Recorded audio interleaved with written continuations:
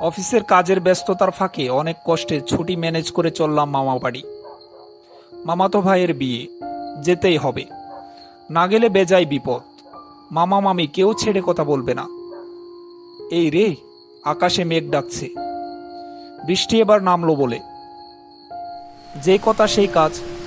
বৃষ্টি আর ঝড় যে বেড়ে উঠল, পৃথিবীর সমস্ত অন্ধকার যেন একত্রে ষড়যন্ত্র করে আজ আমার প্রতিরোধ করতে এসেছে। তড়িঘড়ি গাড়িটা রাস্তার এক পাশে রেখে সামনের একটি চায়ের দোকানে ঢুকে পড়লাম। কি খাবেন সাহেব? এক কাপ চা দিন।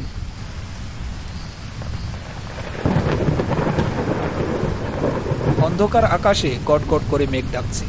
বৃষ্টি কখনো মুষলধারে ঝুমঝুম করে, কখনো অল্প কমে টিপটিপ করে পড়ছে, কিন্তু অপ্রান্ত রিমঝিম শব্দ সমানে চলেছে। প্রবল বাতাসে কাছে দূরে গাছপালার মধ্য থেকে মরমর কান্না জেগে উঠেছে। বৃষ্টি তো দেখছি আর থামার নাম নেই। আপনি কোথায় যাবেন সাহেব?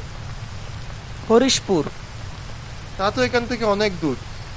এই দুর্যোগে এত রাতে এত লম্বা পথ কিভাবে যাবেন? আজ তো কোনো গাড়িও পাবেন না আশেপাশে। আচ্ছা, ঝামেলায় পড়া গেল তো। অনেক রাত হয়ে গেছে, এবার বাড়ি ফিরতে হবে। আচ্ছা, এখানে কি কোনো হোটেল পাওয়া যাবে রাতে থাকার জন্য? পাশেই রাস্তার ওপারে একটি হোটেল আছে। আচ্ছা, আপনাকে অসংখ্য ধন্যবাদ। দোকানের সামনে এসে দাঁড়াতেই চোখে পড়ল বড় অক্ষরে লেখা হোটেল মায়া নিবাস। আধভেজা শরীরে কোনো রকমে এসে পৌঁছলাম হোটেল রিসিপশনে। এই যে দাদা, আজ রাতের জন্য আমাকে একটা ভিআইপি রুম দিবেন। দুঃখিত স্যার, আজকে রুম সব বুকিং করা আছে। দেখুন না দাদা, কোনো রকম একটা রুম ম্যানেজ করা যায় কিনা। বাইরে প্রচন্ড ঝড় বৃষ্টি, বড্ড বিপদে পড়ে এসেছি। আসলে স্যার, আজ বিবিএ গ্রুপের সেমিনার, তাই সব রুম আগে থেকেই বুকিং করা আছে। এত করে যখন বলছে, ওই রুমটা দিবি নাকি? না না, উপরের আদেশ আছে, এই রুম কাউকে ভাড়া দেওয়া যাবে না। কোন রুমের কথা বলছেন আপনারা? কিছু না স্যার, ওই রুমটা অনেক দিন ধরে বন্ধ আছে, ওইখানে আপনি থাকতে পারবেন না। কোনো সমস্যা নেই দাদা, কোনো রকমে রাত কাটাতে পারলেই হবে। আপনার অনুরোধের কারণে রুমটা দিচ্ছি, কোনো সমস্যা হলে এই জন্য আমরা দায়ী থাকবো না। আর হ্যাঁ, ওই রুমে একটা বড় সিন্দুক দেখতে পাবেন, ভুলেও ওই সিন্দুকের আশেপাশে যাবেন না। আচ্ছা, সমস্যা নেই। এই নিন রুমের চাবি। মোহন, স্যারকে 401 নম্বর রুমটাই নিয়ে যা। ধন্যবাদ দাদা। রুমের ভেতরে প্রবেশ করে আমি একদমই অবাক হয়ে গেলাম। রুমটি অনেক দিন ধরে বন্ধ পড়ে আছে, তা দেখে বোঝার উপায় নেই। আমি খাটের উপর গিয়ে বসলাম। রুমের একটি কোণে চোখ পড়তেই দেখলাম একটা বড় সিন্দুক, মনে হচ্ছে বেশ পুরনো। ক্লান্ত শরীরে বিছানায় শুয়ে পড়লাম। রাত গভীর হয়েছে, কিন্তু চোখে ঘুম আসছে না। বাহিরে মুষলধারে একটানা বৃষ্টি পড়ে চলেছে। বিছানা থেকে উঠে জানালার পাশে গিয়ে বসলাম। মনে মনে ভাবছি, এক কাপ চা হলে জমিয়ে বৃষ্টি বিলাস করা যেত। এখানে ইটবালির শহরে বৃষ্টির শব্দ কানে আসে না, কখন আসে কখন যায় মনে থাকে না। শহরে জীবন বড্ড বেমানান।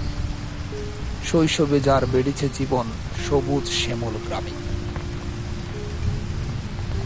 পৃথিবীতে সকল সৃষ্টির মধ্যে বৃষ্টি আমার অন্যরকম ভালো লাগে। যখনই বৃষ্টি নামে তখনই মনে হয় এই বুঝি প্রকৃতি আমায় কিছু বলছে। বৃষ্টির সাথে এই সম্পর্ক থেকেই আত্মা ও মনের ভালোবাসা খুঁজে বেড়াই। উদাস হয়ে আনমনে তাকিয়ে আছি দূরে। কেন হে বৃষ্টি পাগল করেছ আমাকে? দূরে ডুবায় ভেসে থাকা কচুরি পানাই বৃষ্টির আলতো ছোঁয়ায় ভরে উঠেছে যেন সবুজের সজীবতায়। কিছুক্ষণ পরই হঠাৎ লোডশেডিং। এতক্ষণের বৃষ্টিবিলাসের অনুভূতিগুলো নিমিষেই যেন বিলীন হয়ে গেল। ঘড়ির দিকে তাকিয়ে দেখলাম রাত তখন 2টা। চেয়ার ছেড়ে উঠতে না উঠতেই বিদ্যুৎ চলে আসলো। বিছানায় এসে বসলাম। রিসিপশনের সেই মানুষটির কথাগুলো বারবার মনে পড়ছে। কি আছে এই সিন্দুকের ভেতর? কেনই বা এই সিন্দুকের কাছে যেতে আমাকে নিষেধ করা হলো? মনে হচ্ছে যেন সিন্দুকটির ভেতরে কিছু আছে এবং তা আমাকে সিন্দুকটির দিকে ডাকছে। আমার কৌতূহল যেন দ্বিগুণ বেড়ে গেল। সিন্দুকটির সামনে গিয়ে দাঁড়ালাম।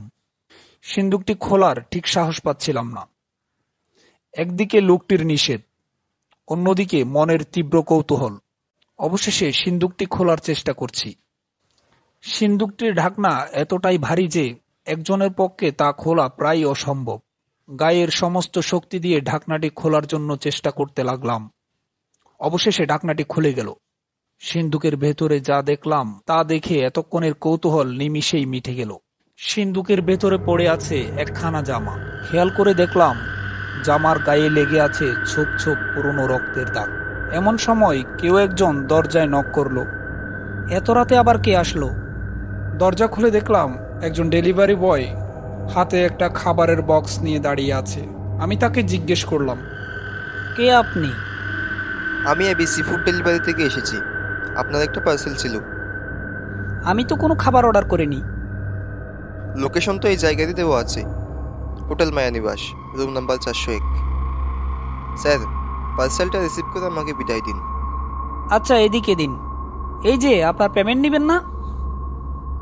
পেমেন্ট আগেই করা আছে। পার্সেলটি নিয়ে রুমের ভেতরে এসে বসলাম। মনে মনে ভাবছি, এত রাতে কে অর্ডার দিল এই পার্সেল? কেনই বা অর্ডার দিল? এই রুমে তো আমি ছাড়া আর কেউ নেই। এসব ভাবতে ভাবতে পার্সেলটি খুললাম। ভেতরে যা দেখলাম তা দেখে আমার শির দ্বারা বেয়ে একটা ঠান্ডা স্রোত বয়ে গেল। দেখলাম বক্সের ভেতরে রাখা আছে একটি পোড়া হাত। মনে হচ্ছে হাতটি যেন এইমাত্র উনুনের উপর থেকে নামিয়ে আনা হয়েছে। সদ্য পুরনো হাতের বিশ্রী গন্ধে প্রাণ বেরিয়ে যাবার জোগাড়। ক্ষণিকের জন্য আমি থমকে দাঁড়ালাম। বজ্রপাতের প্রকট শব্দে আমার সম্বিত ফিরে পেলাম। কিন্তু এ কি? বক্সের ভেতর হাতটি আর নেই, পড়ে আছে কিছু আধভাঙা হাত। কি হচ্ছে আমার সাথে কিছুই বুঝতে পারছি না। একটি দীর্ঘশ্বাস ছেড়ে বিছানায় শুয়ে পড়লাম। প্রথমে মাঝ রাস্তায় বৃষ্টি, তারপর অনাকাঙ্ক্ষিত পার্সেল, এরপর এই অদ্ভুত পার্সেলের খাবার উধাও হয়ে যাওয়া। সব মিলিয়ে মাথায় আর চাপ নিতে পারছি না। কখন যে ঘুমে চোখের পাতা দুটো বুঝে এলো বুঝতেই পারিনি। খানিক পর তীব্র শ্বাসকষ্টে আমার ঘুম ভেঙে গেল। বুঝতে পারলাম কোনো একটি শক্তি আমাকে বালিশ দিয়ে চেপে ধরেছে। বালিশটা সরানোর জন্য প্রাণপণ চেষ্টা করে চলেছি, কিন্তু শক্তিটার সাথে কিছুতেই পেরে উঠছি না। মনে হচ্ছে যেন কোনো দৈত্যের সাথে লড়াই করছি। এক পর্যায়ে বালিশটা ছুঁড়ে ফেলে দিলাম আমার মুখের সামনে থেকে। হাঁপাতে হাঁপাতে বললাম, কে আপনি? আমাকে মারতে যাচ্ছেন কেন? লোকটি এক প্রকার অট্ট হাসিতে ফেটে পড়ল। আমি তোর জব, তুই এই হোটেলের মালিক, তাই না? দেখুন, আপনার কোথাও একটা ভুল হচ্ছে। আমি এই হোটেলের মালিক নই। তাহলে তুই এখানে ঢুকলি কিভাবে? এই রুম তো অনেক দিন ধরে বন্ধ পড়ে আছে। আমি এক জায়গায় বেড়াতে যাচ্ছি। হঠাৎ বৃষ্টি নেমে পড়ায় আমি আমার গন্তব্যে পৌঁছতে পারছি না, তাই রুমটি ভাড়া নিয়েছি আজ রাতের জন্য। ঠিক আছে, তোকে এবারের মতো ছেড়ে দিতে পারি, কিন্তু তোকে আমার একটা কাজ করে দিতে হবে। হ্যাঁ, বলুন। আচ্ছা, আগে বলুন আপনার এই অবস্থা হলো কিভাবে, আর আপনি আমাকে মালিক ভেবে কেনই বা মারতে চেয়েছিলেন? আজ থেকে প্রায় 4 বছর আগের কথা। আমি ছিলাম একজন সাংবাদিক। আমি একদিন গোপন সূত্রে জানতে পারি এই হোটেলে বেশ কিছু বছর ধরে কিছু অপকর্ম চলছিল। আমি সেটার রিপোর্ট করার জন্য এই হোটেলের এই রুমটা বুক করেছিলাম। আমি যখন রুমের মধ্যে রাতে ঘুমাচ্ছিলাম, তখন এই হোটেলের কিছু কর্মচারী মিলে আমাকে বালিশ চাপা দিয়ে হত্যা করে। এরপর আমার লাশটাকে এই সিন্দুকের মধ্যে বন্দি করে রাখি। সময় যেতে থাকে, আমার লাশটি পচে গলতে শুরু করে, কিন্তু তবুও আমার লাশটি কেউ সৎকার করেনি। সেই থেকে আমি এই সিন্দুকের মধ্যেই কষ্ট পাচ্ছি। তুই আমার লাশটা নিয়ে আগে সৎকার করবি, তারপর পুলিশকে খবর দিবি।